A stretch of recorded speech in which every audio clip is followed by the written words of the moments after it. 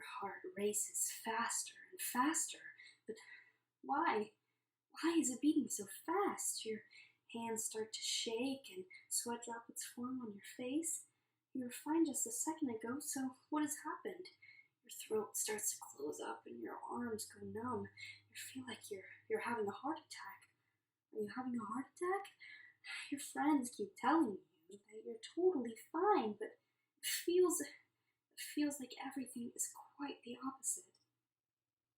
If you've ever felt this way, you may have suffered from a panic attack. People who suffer from panic attacks usually feel alone and afraid and distance themselves from loved ones out of embarrassment. But with the right understanding of panic attacks, loved ones can be the best teammate for a person suffering from a panic disorder. Today, we will explore how friends and family can best support those struggling with a panic attack disorder. You can best help your loved one by recognizing there's a problem, actively listening, helping your loved one get help, and taking care of yourself along the way. First, we'll discuss how to recognize that there's a problem, and also how to listen to an individual before addressing your concerns. Take time to observe your loved one's behavior.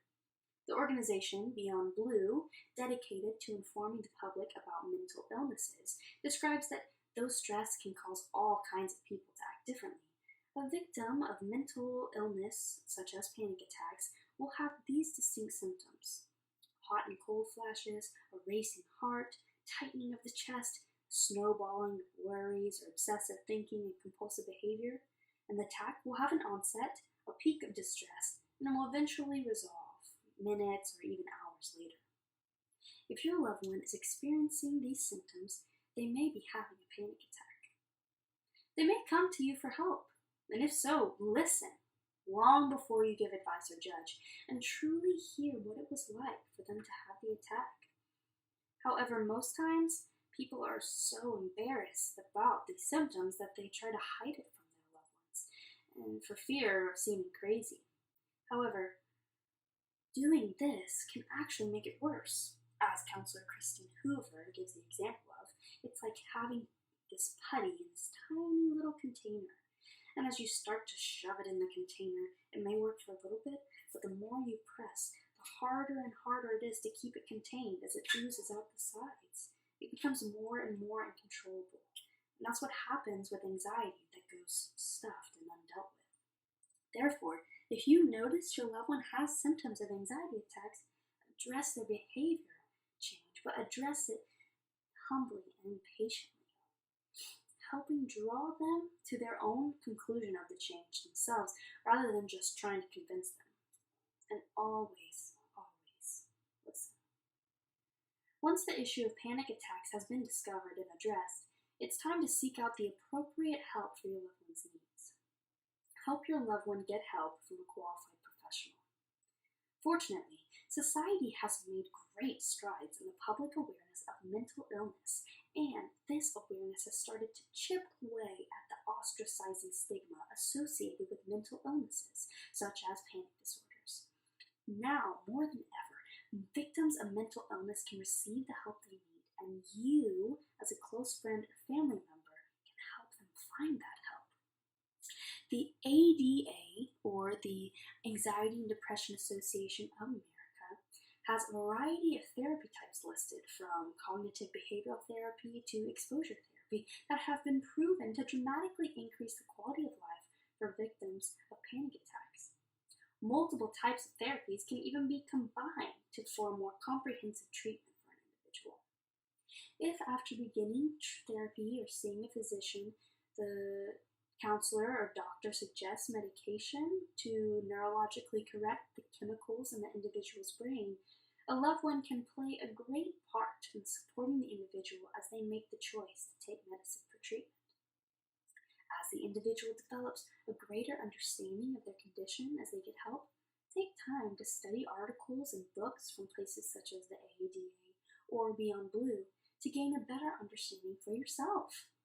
As your loved one experiences the victories of life, celebrate with them. And when the setbacks of life hit, reassure them that they are on the right track and that they will make it through.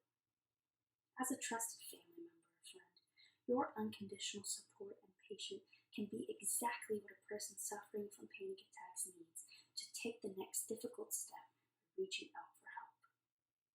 As you help your loved one, it's important to take care of yourself along the way.